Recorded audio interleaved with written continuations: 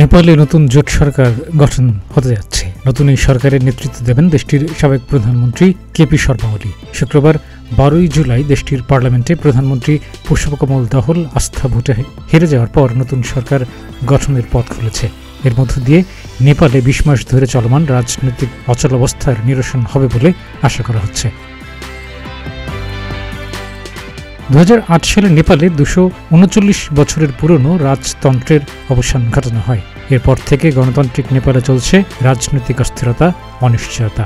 KP Sharma ওলি নতুন সরকার গঠন করলে সেটা হবে 2008 সালের পর দেশটিতে গঠন করা 14তম গণতান্ত্রিক সরকার। নেপালের রাজনীতির গতি প্রকৃতি সবসময় বড় দুই প্রতিবেশী ভারত ও চীনের কড়া নজরদারিতে থাকে। হিমালয় ঘেঁষা নেপালে এই দুই দেশের বড় বিনিয়োগ রয়েছে। দিল্লি ও বেইজিং নেপালের রাজনীতিতে প্রভাব রাখতে চায়। রাজনৈতিক অনিশ্চয়তার মুখে প্রধানমন্ত্রী পুষ্পকমল দহলের সরকারের উপর থেকে গত সপ্তাহে সমর্থন তুলে নেয় অন্যতম বৃহত্তম জোটসঙ্গী liberal communist unified marxist leninist UML party. দলটির নেতৃত্বে রয়েছেন কেপি শর্মা ওলি। এরপর পরিস্থিতি এমন দাঁড়ায় যে 69 বছর বয়সী প্রধানমন্ত্রী পুষ্পকমল দহলের সামনে দুটি বিকল্প খোলা ছিল। হয় তাকে সরকার প্রধানের পদ ছাড়তে হবে, নতুবা পার্লামেন্টে নিজের সংখ্যাগরিষ্ঠতা প্রমাণ করতে হবে। পুষ্পকমল দহল দ্বিতীয় বিকল্প বেছে নিতে ব্যর্থ হন।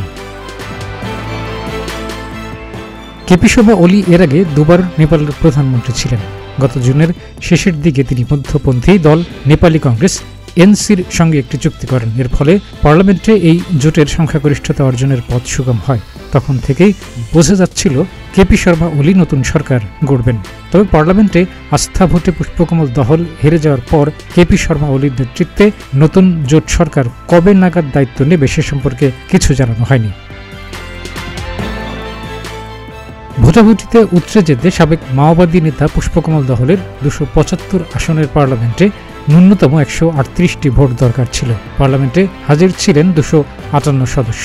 তাদের মধ্যে পুষ্পকমল দহলের পক্ষে ভোট দেন মাত্র 63 জন, আর বিপক্ষে ভোট দেন 194 জন। বাকি একজন ভোটদানে বিরত ছিলেন। স্পিকার দেবরাজ ঘিমিরি ভোট গণনা শেষে বলেন, আস্থা ভোটে পার্লামেন্ট সদস্যরা প্রধানমন্ত্রী পুষ্পকমল দহলকে প্রত্যাখ্যান করেছেন।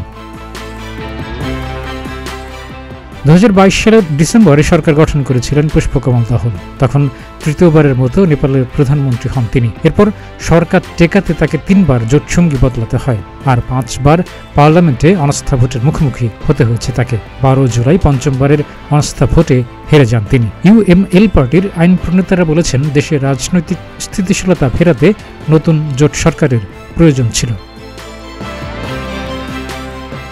ডেস্ক রিপোর্ট, প্রতিদিনের বাংলাদেশ।